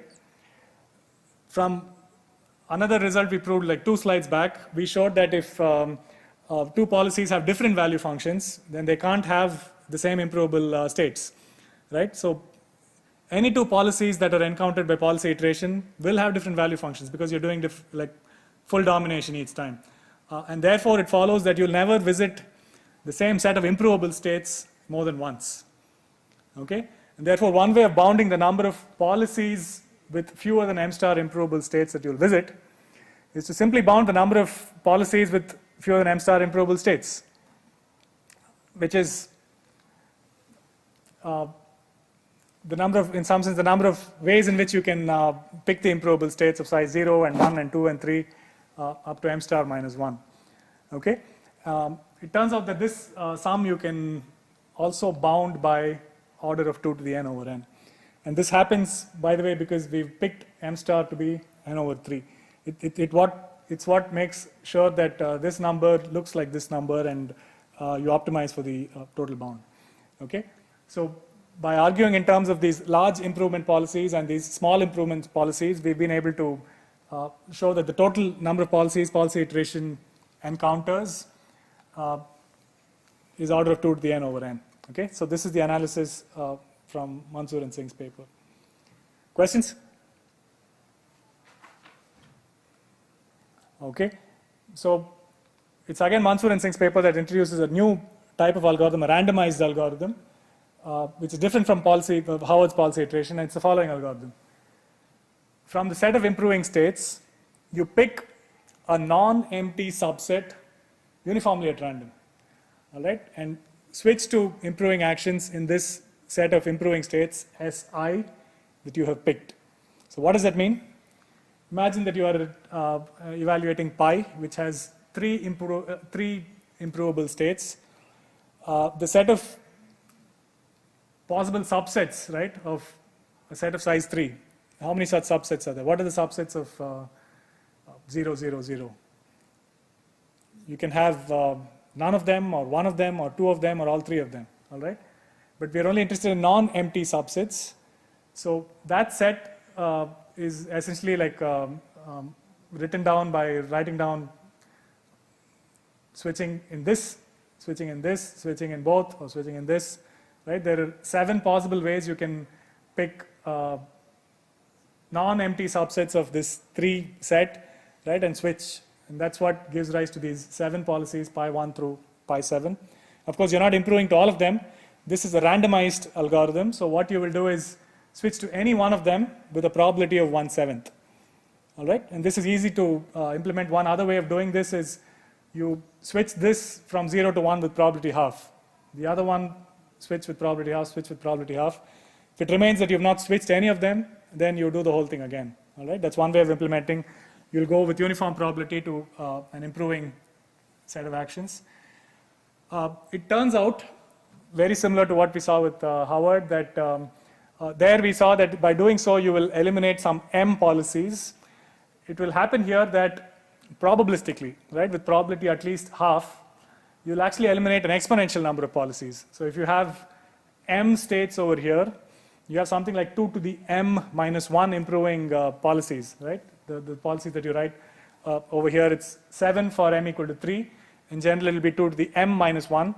With probability half, some half of them will be sandwiched between pi and the pi prime to which you switch. This is basic. It's like saying if you have 100 numbers, right, and you pick, let's say you have 100 real numbers, and you pick one with equal probability, uniformly at random, with probability half, it will be in the top half of the numbers.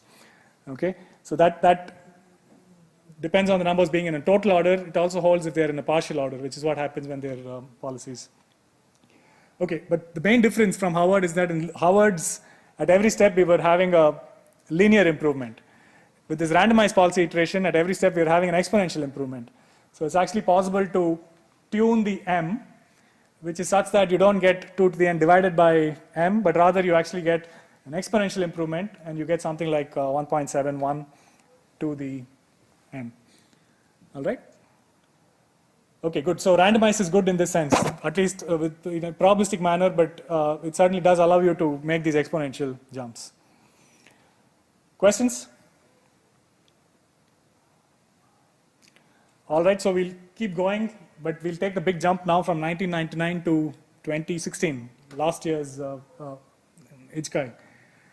So what we will look at now is an algorithm called batch switching policy iteration, which is back to the deterministic world. It's a deterministic algorithm. It so happens that the actual building block for batch switching policy iteration is Howard's policy iteration. In what manner? So let's consider the following sentence. Howard's policy iteration on a 2-state, 2-action MDP can take at most fill in the blank iterations. So how many policies are there in a 2-state, 2-action MDP? 4, right? So 4 is a simple upper bound on the number of iterations policy Howard's will take. Do you think it can actually be shown that it will take fewer than 4? As a matter of fact, yes. Okay. So you can fill up this blank with 3, and the proof is not very hard at all. So consider this. if you're in a two-state, two-action MDP, without laws of generality, assume that you're starting with a policy that is 0, 0. If you evaluate 0, 0 and it actually looks like this, right? What this means is that it doesn't have any improving actions, it doesn't have any improvable states. So this, if you look at it and it looks like this, it means it's an optimal policy, right? So this is one of the things that can happen. The other eventualities can happen are one of the states being improvable and both of the states being improvable, right? Exhaustively, those are the 4 things that can happen. Imagine that you're in this configuration. You evaluated 0, 0 and only this right state was improvable. What would you do? By Howard's policy iteration, actually, I mean, any form of policy iteration doesn't have any choice here, right? You have only one state to improve. You'll improve it and you'll go to a 0, 1. It can happen that 0, 1 is both deprovable, or it can happen that 0, 1 has its left state improvable. Can it happen that 0, 1 has its right state improvable? It can't. By policy improvement theorem, it can't. Suppose this 1 was also inside a red box, right? What would it mean? It would mean that you could actually switch that one alone and go to 0, 0, right? So get to a policy that dominates 0, 1, but 0, 1 already dominates 0, 0, right? So you cannot have 1 also inside of a red box. So it's only possible that this is red, which will take you to 1, 1. If you look at 1, 1 right now, it's not possible for either of these states to have improving actions. If the left one has an improving action, then it would mean that 0, 1 dominates 1, 1, which it can't. And the other way around, 1, 0 will dominate 1, 1. And 1, 0 can't dominate 1, 1 because 1, 0 by the policy deprovement theorem is already dominated by 0, 0. Okay? So we've not used anything different from policy improvement and deprovement to argue that if you start in this configuration or this, Howard's won't take more than 3 iterations. The third configuration is the same as the second. Okay, it's symmetric. And the last one, the sort of same argument happens. You'll switch from 0, 0 to 1, 1. It can't be that both are improvable, and you'll get stuck after 3. You can't go beyond 3. Okay, so I mean, this looks like a meager, minor gain that we have, right? Who's really interested in two-action MDPs, two-state MDPs? We're interested in n-state MDPs. The essential idea behind batch switching policy iteration is actually that we can use this result on this small, cute two-state MDP on n-state MDPs. Okay, we can design a policy iteration algorithm that, at its heart, makes use of this result that Howard's policy iteration on two-state MDPs will only take 3 iterations. So how does batch switching policy iteration do this? Here's the algorithm. You take your states and you partition them into sets or batches of size 2. Okay? And let's say for sort of convenience that we arrange the states left to right. Okay? This has 10 states, S1 through S10. We've divided them into batches of size 2. S1 and S2 are in one batch, S3 and S4 in one batch, etc. Given a policy, you find the rightmost batch which has an improvable state. So if you look at pi 1 over here, the rightmost batch which has an improvable state is indeed the rightmost batch, S9 and S10. Okay?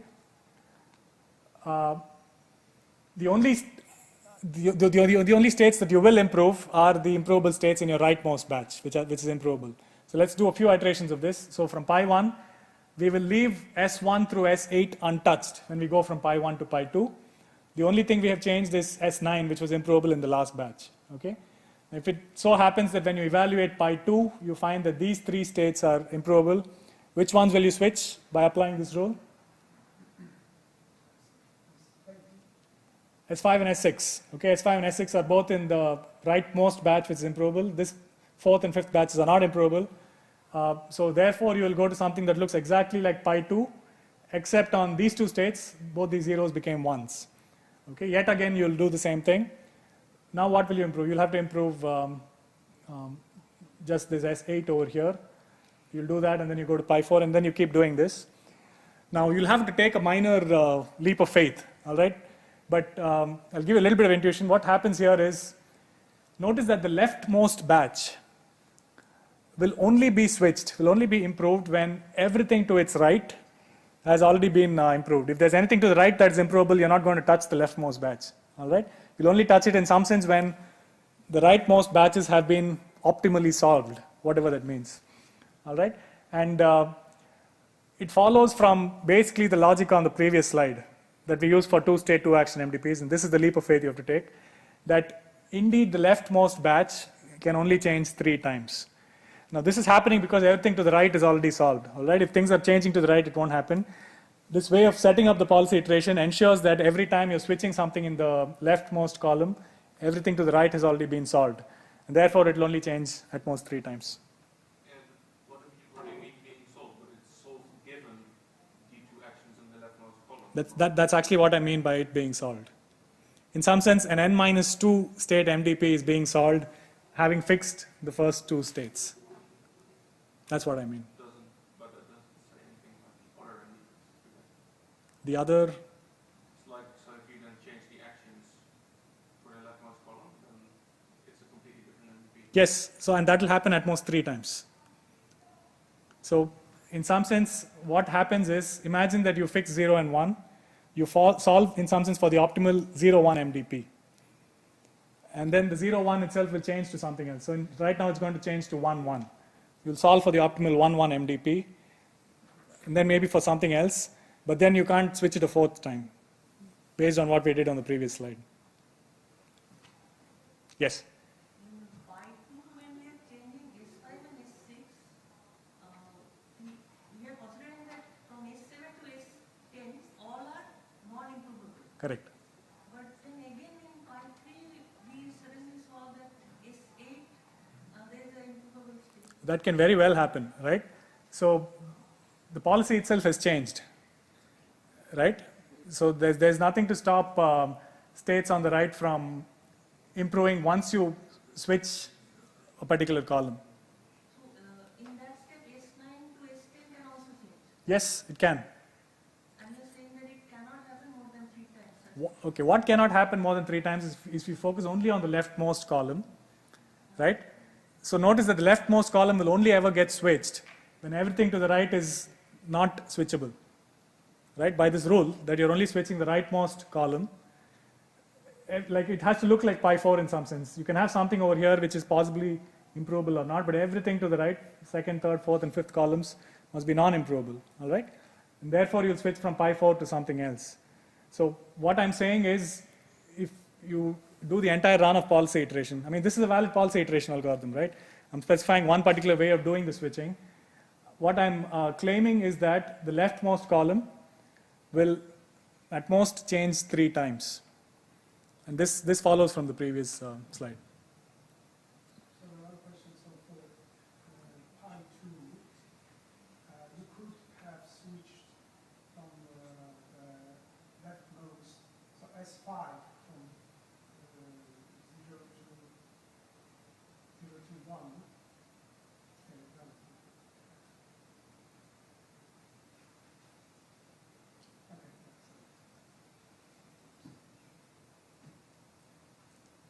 Very well, all right. Okay, good. So we now have a bound, right?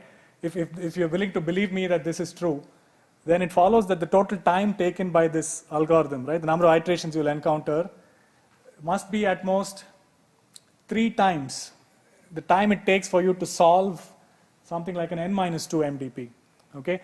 There's a little bit of hand waving over here, which I can't really do anything about it given the time limitation, right?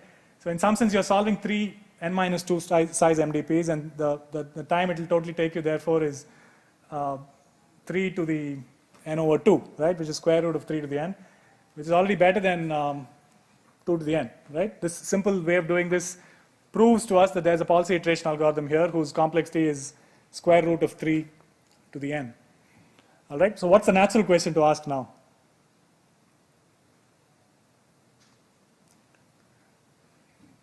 So we decided to look at MDPs with 2 states and see how long policy iteration, how its policy iteration took on those MDPs. You can do the same thing for MDPs with 3 states and 4 states, right? So more generally, you can show this, for example, on 3-state MDPs, you can use basically the same logic, right? Nothing different from policy improvement and deprovement to show that you can't take more than 5 policy evaluations to find an optimal policy, all right?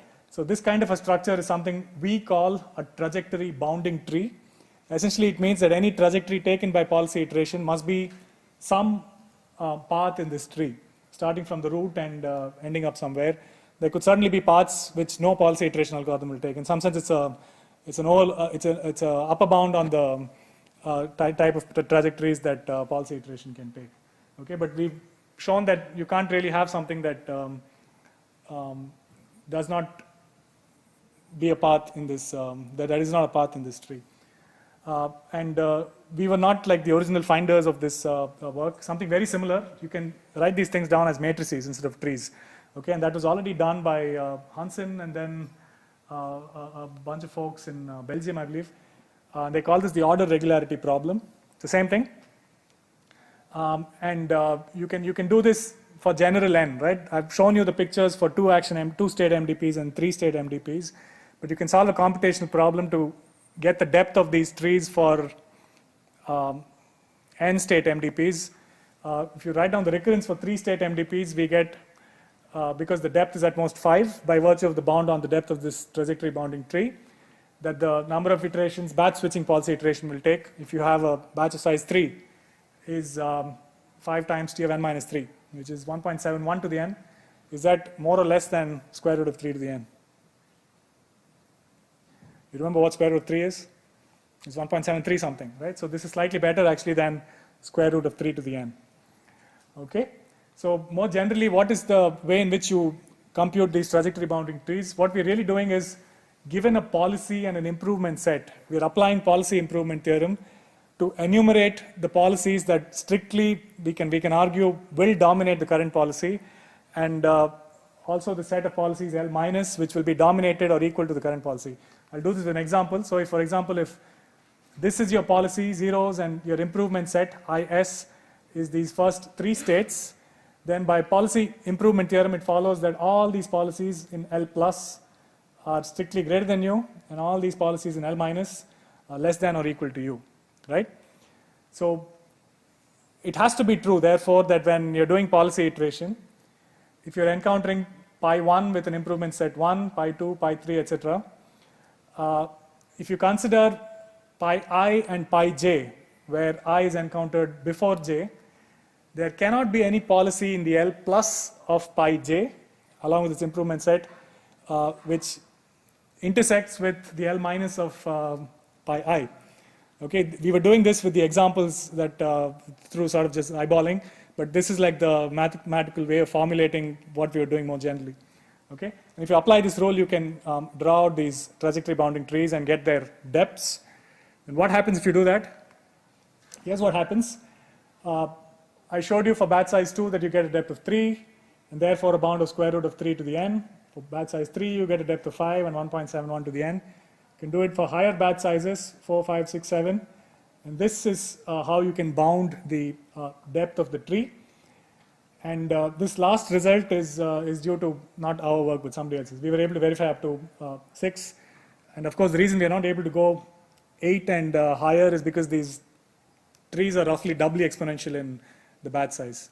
All right, it's a computationally hard problem. In fact, this 33 for n equal to 7 was, I think, 1 month's worth of computation of highly optimized code that somebody ran on a cluster.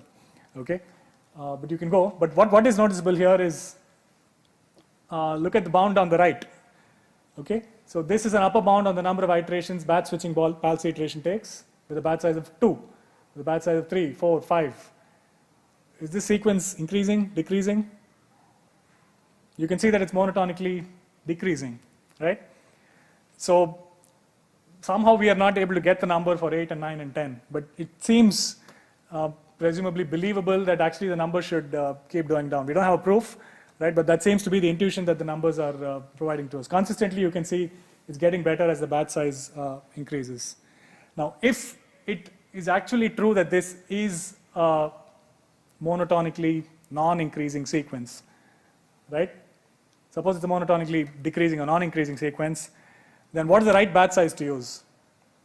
Larger is better or smaller is better? Larger is better. And what's the largest possible batch size you could use? You have an n-state MDP. You could very well use a batch size of n. Okay, not size of 2, 3, 4, but all the way up to n. Now, what is batch switching policy iteration with a batch size of n called? It's called Howard's policy iteration, right? There's no real batches. Everything that you can switch, you switch. You have a question? Except that here your results are for a constant batch size. So it's, you can't take n. You have a constant batch size on the left, and down the number of iterations as the number of states grows. So can you really, well, can you really do the same thing that you do? Excellent, good question. So we've not done it. So up until this point, right, this is what we have proven. Now, whatever I'm saying thereafter is contingent on the conjecture or hypothesis that actually this is monotonically non-decreasing. We've not proven this. All right?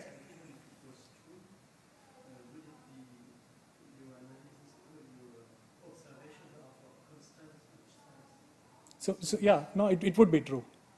So why would it not be true?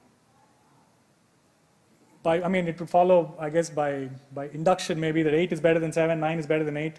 You can go all the way to n, right? But what we don't know in a provable sense formally is actually that this sequence is monotonically decreasing. So does that mean that the algorithm you're proposing by doing this batch comparison empirically is just always worse than Howard? Yes, and in fact, that's what we'll see next, right? So, by the way, so just to wrap this up, if it's true that this number on the right column will keep going down, then the right thing to do indeed is to use an n batch size, which is Howard. And how does it do in practice?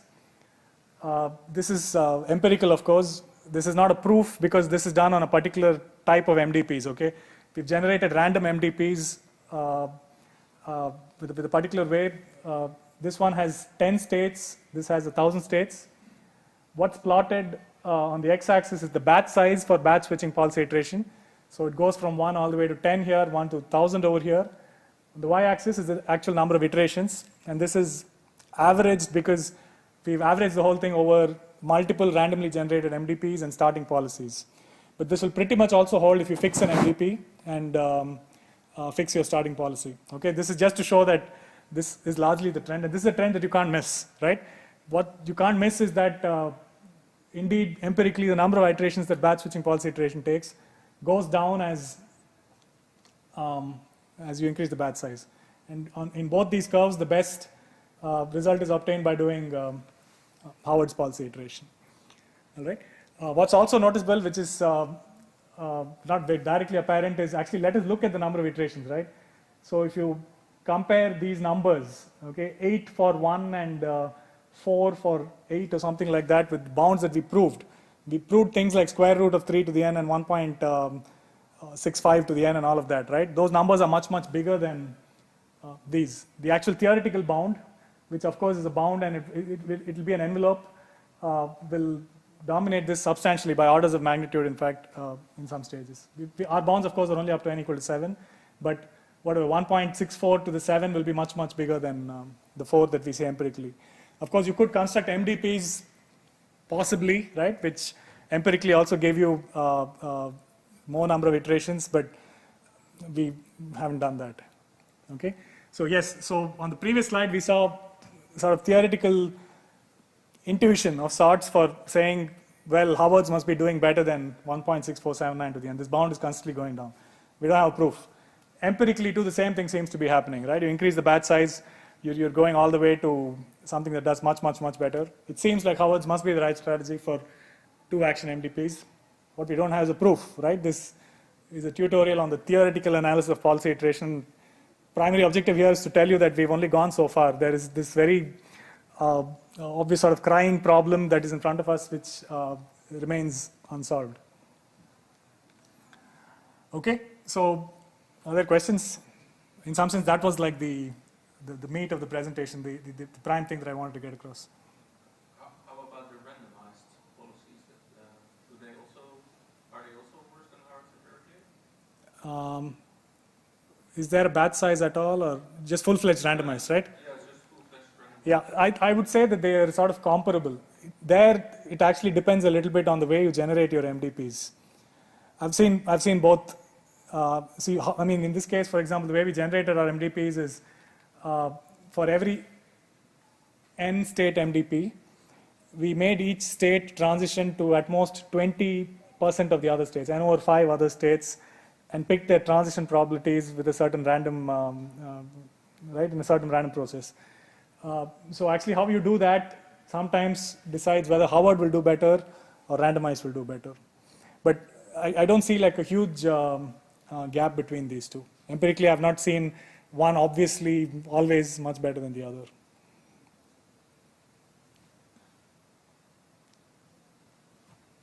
All right. Okay, so I think I should wrap up. I didn't quite expect, but we're at 10 minutes to 4, right? So give me 3-4 minutes to finish. We've seen only analysis of 2 action MDPs. What happens when you go to K actions? So what is the primary technical thing that creeps in when you have more than 2 actions? One thing that happens is that you can have states which have both improving actions and deproving actions. If you have only 2 actions, every action has to be either improving or deproving, right? You can have both of them over here. And then it can also be that you can have more than one improving action. And because of that, you have to exercise choice in how you're picking improving actions in a state. Okay? So these are both somewhat technically a little bit annoying. You have to resolve it one way or the other. So Mansoor and Singh's analysis actually makes no assumption about how this choice is resolved. Their analysis holds for any arbitrary way in which you pick improving actions. And you pick improving states to switch just the same way you did for the 2-action case. And they're able to show again the linear improvement for Howard's policy iteration. And I showed you this bound, right? Actually, the exact bound is 1 plus 2 over log k times k over 2 to the n, which basically becomes k over 2 to the n as k becomes large for the randomized version. There's a paper we published last year at IJCAI in which we are able to drive down the bound for randomized policy iteration algorithms to log k to the n. This is actually much similar to the analysis of BSPI. Here you only switch one state at a time, okay? Let's say the rightmost state, but you're more careful in which action you improve to. So if you have 5 improving actions, pick one uniformly at random, okay? And that is a key part of our analysis to get this logarithmic dependence in the base. This year we have a paper, in fact I see Anchit here in the room. Anchit Gupta sitting there is the first author of this paper, and he's presenting his paper tomorrow. There's a way of reusing all this analysis for 2-action MDPs when you have K actions, okay? So we have a deterministic algorithm, a recursive generalization of batch switching policy iteration, which we can show takes K to the 0.7207 iterations, okay? Yeah, if you're interested, you should talk to him and also attend his talk tomorrow. Let me just explicitly note down some open problems, okay? You can latch onto any one of these. I think it's totally worth it going after them. You must have noticed actually the numbers coming out of that rightmost column, okay? For the depth of those trajectory bounding trees, it probably resembled the Fibonacci sequence.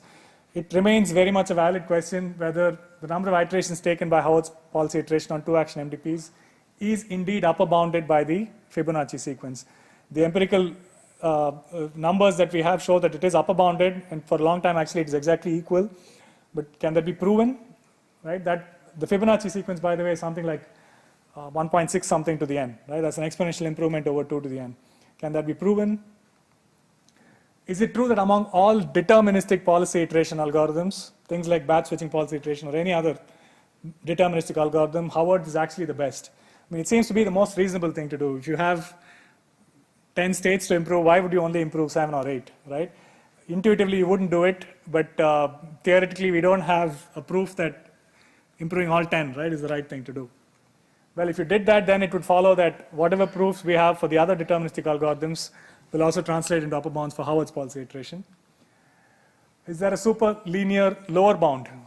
Are there MDPs on which you can show better than linear, higher than linear lower bounds for policy iteration, Howard's policy iteration? I think it's worth mentioning that the construction, this omega of n construction that I spoke about, is on deterministic MDPs. There's actually a construction of MDPs with deterministic transitions which give you this omega of n bound, okay?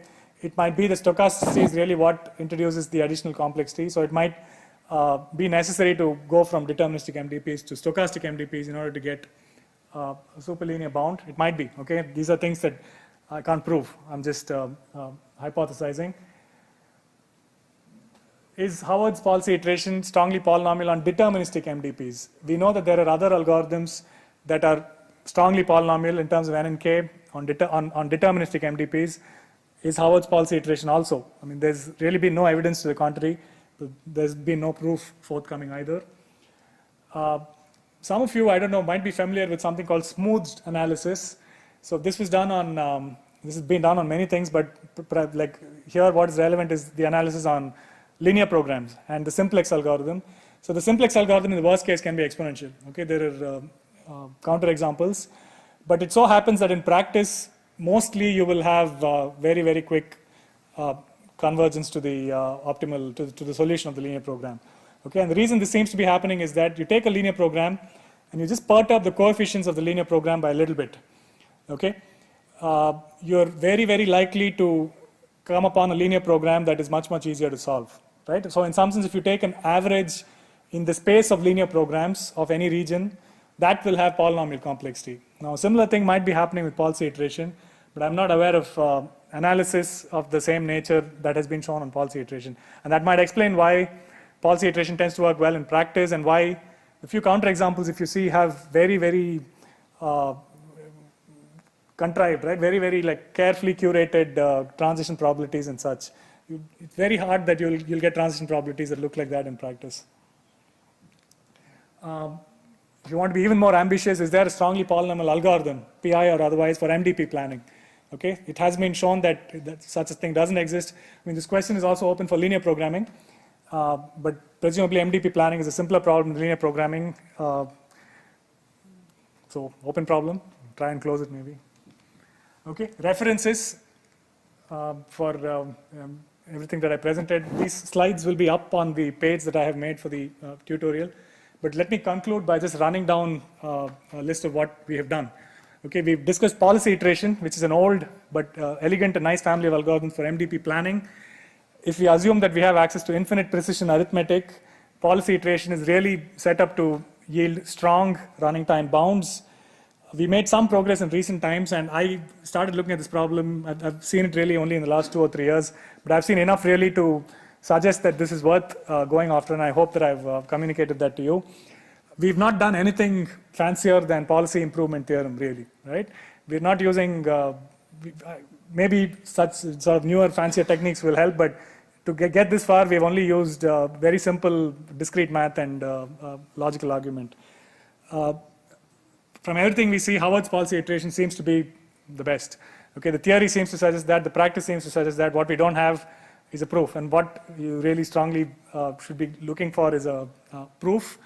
And this gap between upper and lower bounds has many open problems, which I listed on the last slide, which I believe are worth going after. Very well then, I'll thank you. If there are any more questions, I'm happy to take them.